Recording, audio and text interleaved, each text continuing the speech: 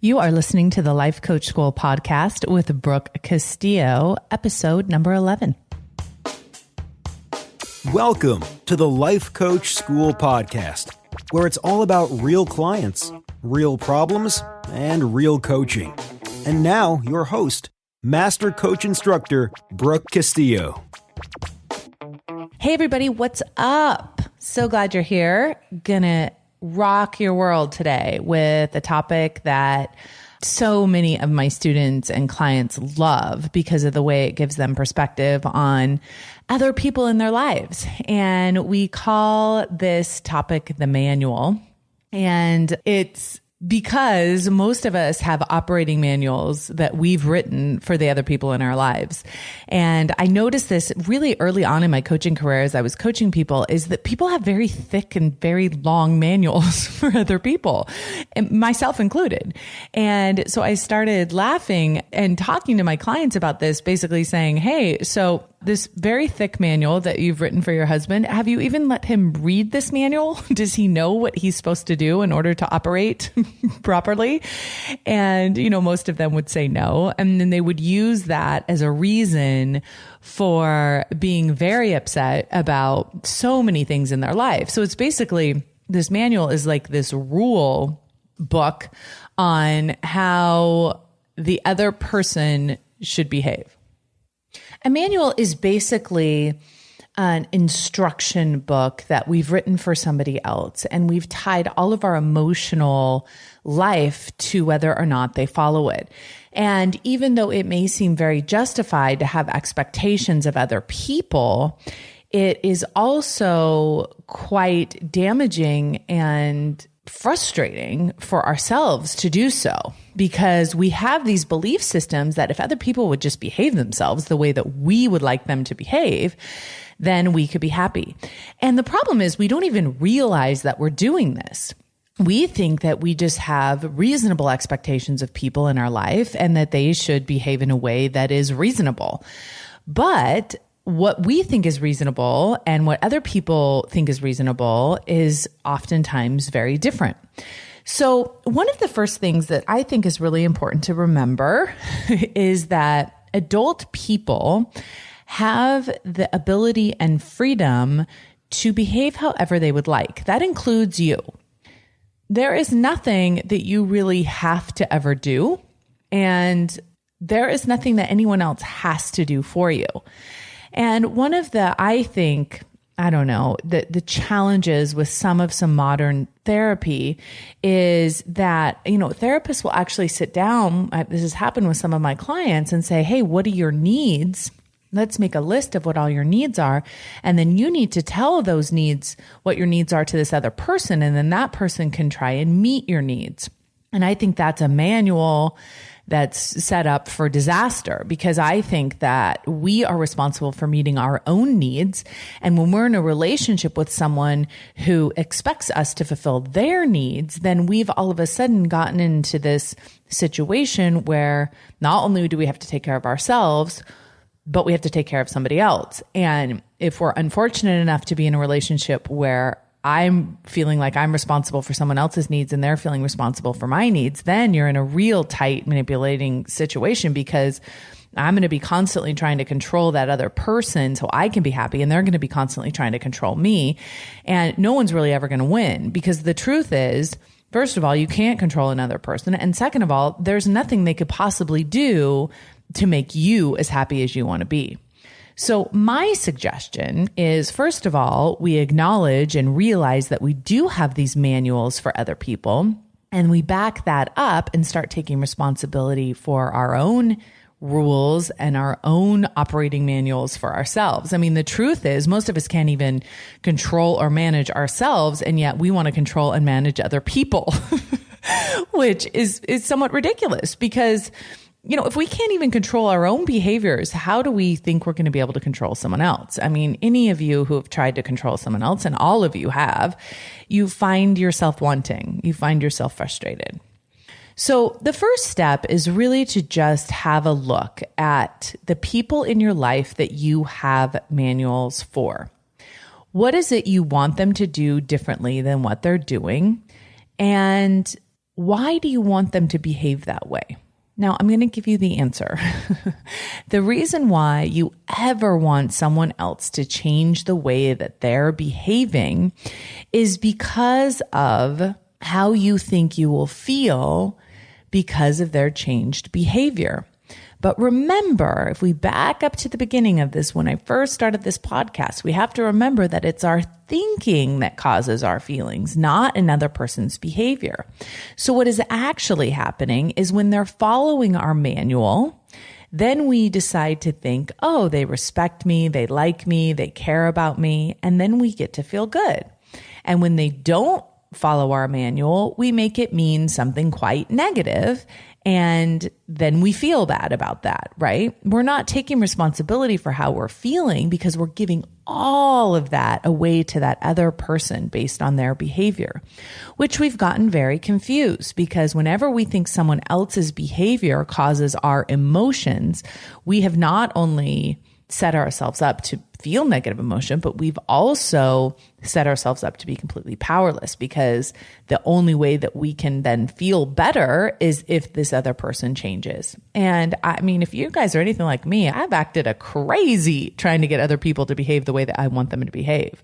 And when I remind myself, okay, the only reason I'm trying to get this person to behave this way is because I think I'll feel better when they do it. And then I can remind myself that that's not even possible. Someone else's behavior cannot determine how I feel. It's only what I think about their behavior. Then I can take a deep breath and stop trying to control them so much.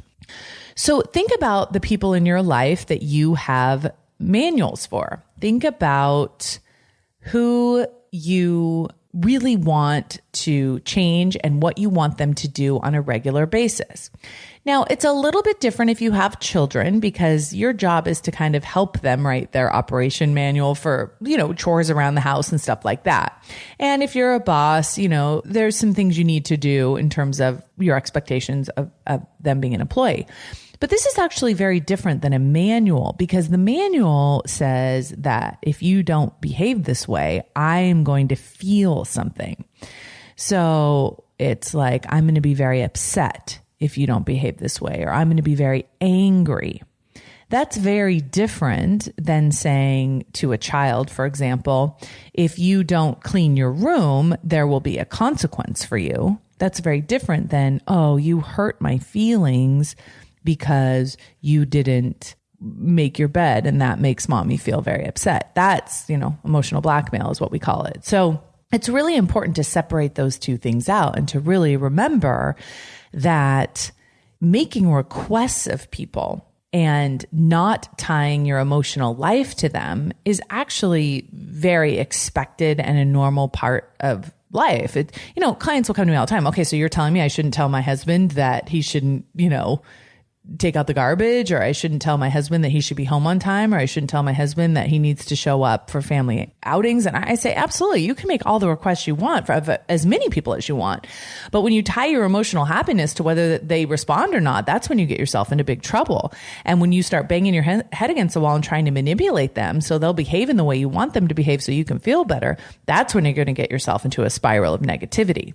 That's the manual. That's this heavy book of rules that you have and what you make it mean when someone doesn't follow them. The alternative is you make a request, and if they don't honor the request, you take responsibility for how you feel about that. Now, and this also doesn't mean that you stay with people who don't have values in line with your values or don't live in the way that you want to live and are constantly, doing things that are against your values. I'm not suggesting that at all. But what I am saying is that trying to change them to be more like you want them to be rarely ever works, and in fact makes you into a crazy person. So you get to decide what you're going to do with your time and how you're going to respond. And when you are thinking about making changes in your life, you need to make sure that you're thinking about those changes and what you want based on what you have control over. And you do not, I promise you, have control over anybody else in your life and how they behave. So let's talk about an example, maybe with friends. Let's say you're friends with someone and you want them to call you once a week. and you say, good friends should call me once a week, and they should especially call me back when I call them, and they should absolutely call me on my birthday.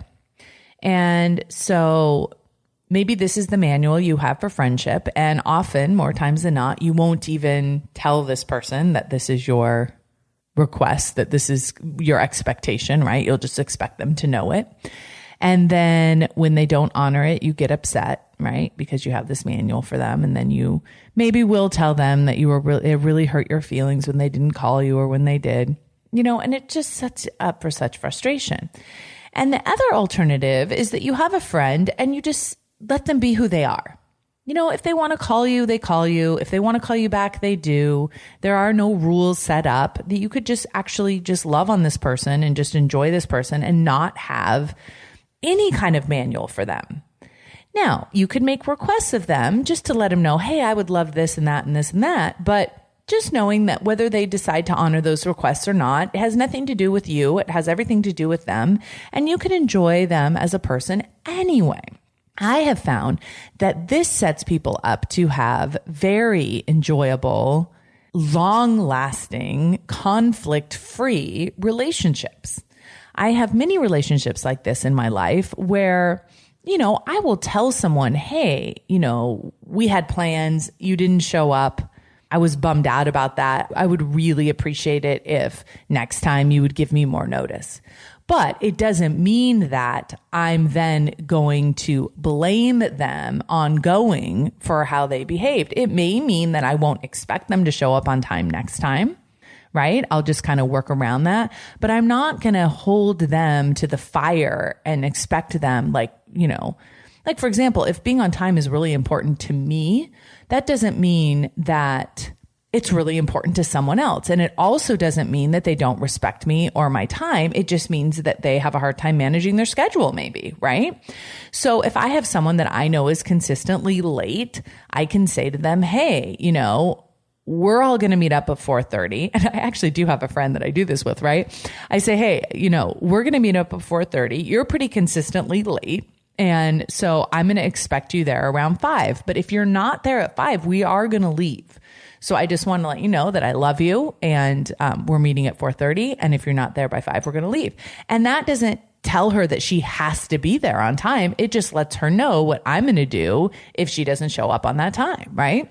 And in another podcast, I'm going to talk about boundaries some more. And we're going to kind of go through them.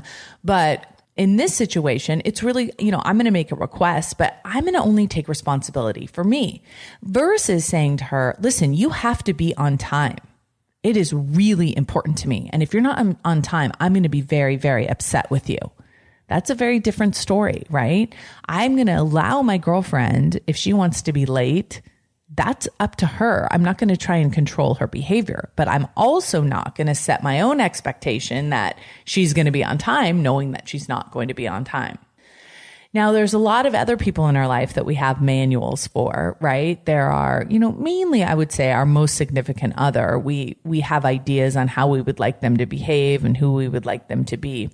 And it comes from this idea that if they were more like we wanted them to be, that we would somehow be happier. And this is true for bosses and coworkers and, people in our life that, we really just think that, God, if we had a better boss or a better husband, we would just be so much happier.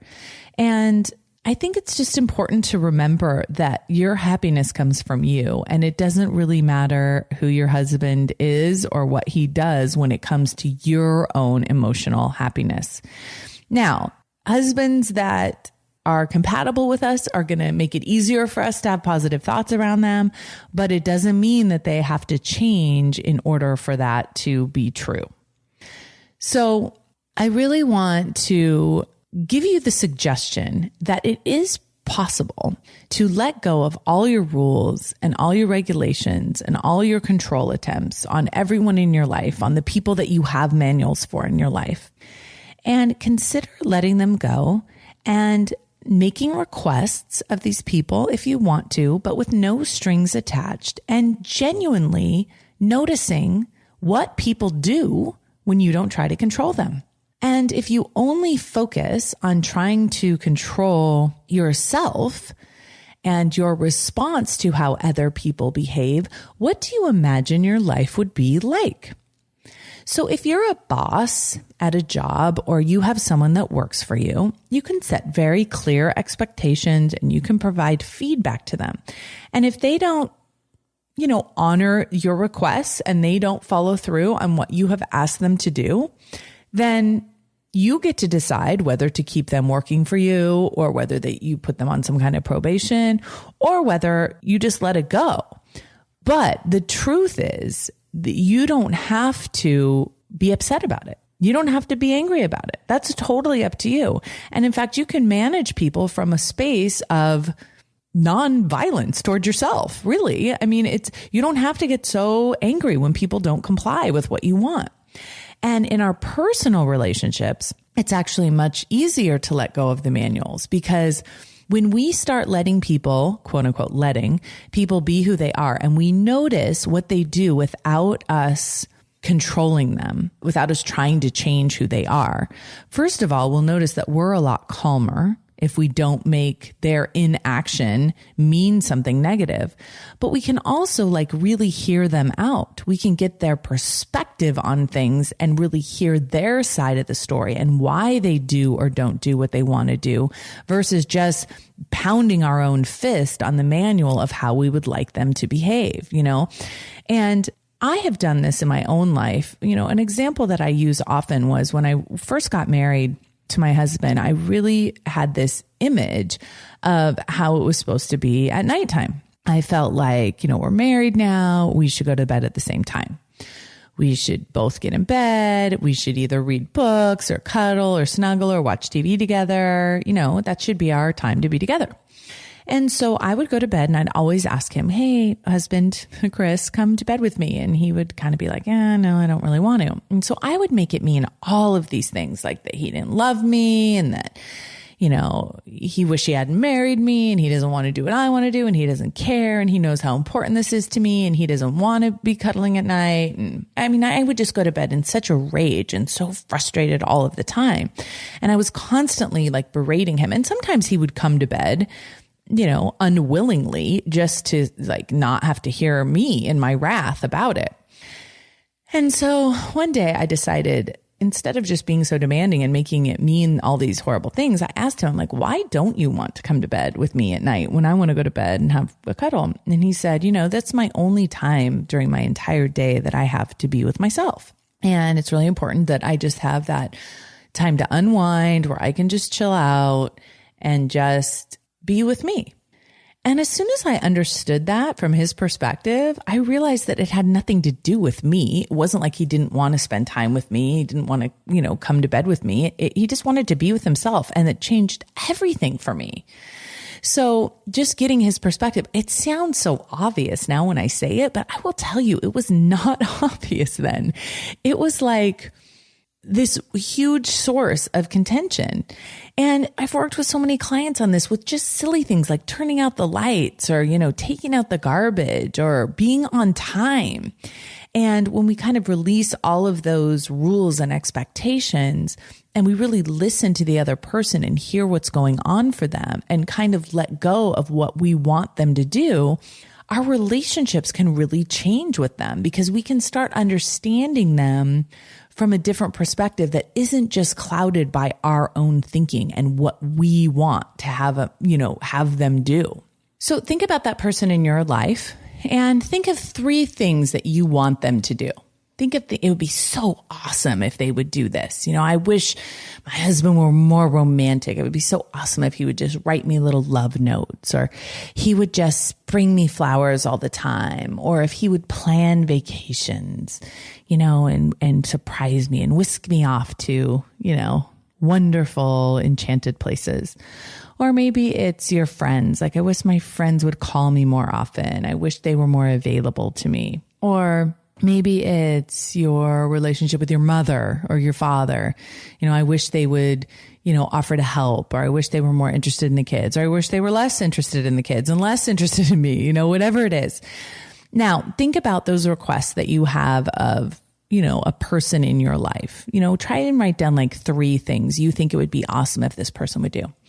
And then really take the time to think about what would you feel? What do you imagine you would feel if they just voluntarily did all these things with so much pleasure? Now, what would you be thinking? Remember, all of your feelings come from your thinking.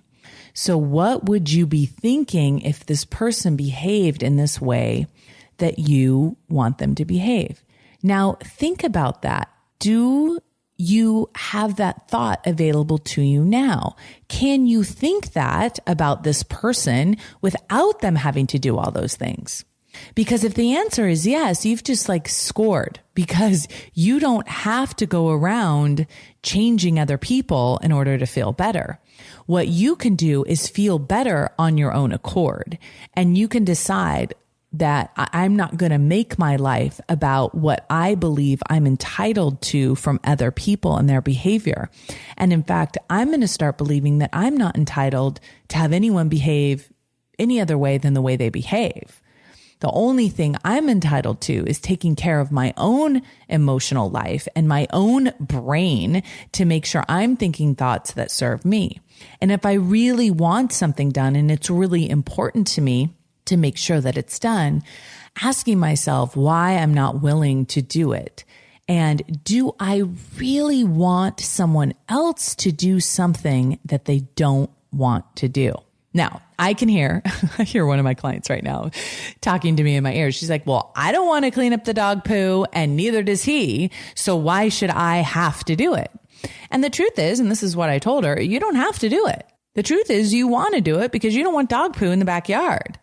But expecting your husband to do it when he doesn't want to do it either, and he doesn't really care if there's dog poo in the backyard, has gotten you into this really stressful situation with your husband that you've made mean that he doesn't care about you and he doesn't want to contribute and that he's not an equal partner. You've made this all mean something so much more. So now, instead of just having a problem with dog poo in the backyard, you have this problem with being frustrated and aggravated with your husband, which of course is compounded the problem. Now you have like 2 crappy things in your life instead of just one. So, I asked her, I said, how often does it work out that he cleans it up when you ask him over and over and over again? And even when he does clean it up, do you feel better, or are you frustrated and mad that he didn't do it, automatically? And how could you approach this problem differently without affecting your marriage in such a negative way, without having this manual? Again, it doesn't mean that you don't make that request of your husband, but if he doesn't do it, are you going to make it mean something so horrible that then you can't even enjoy a relationship with him or the backyard? Because now the dog poos all over the backyard and it's all over your relationship with your husband.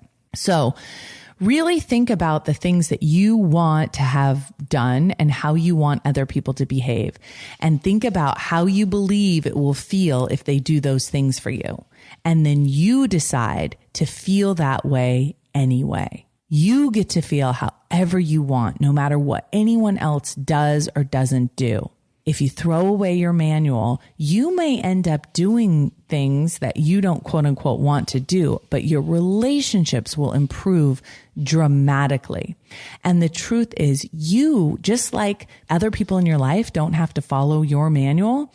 You don't have to do anything you don't want to do either. So really take some time to consider this idea. Are you willing to give up your manuals?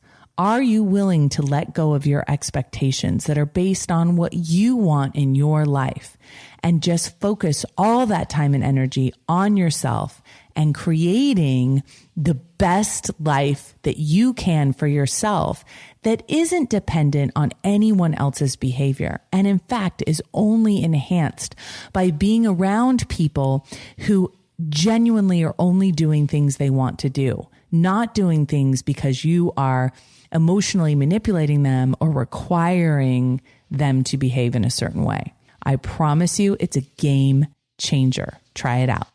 And until next time, I'll talk to you all later. Peace. Thank you for listening to the Life Coach School podcast. It would be incredibly awesome if you would take a moment to write a quick review on iTunes. For any questions, comments, or coaching issues you would like to hear on the show, please visit us at www.thelifecoachschool.com.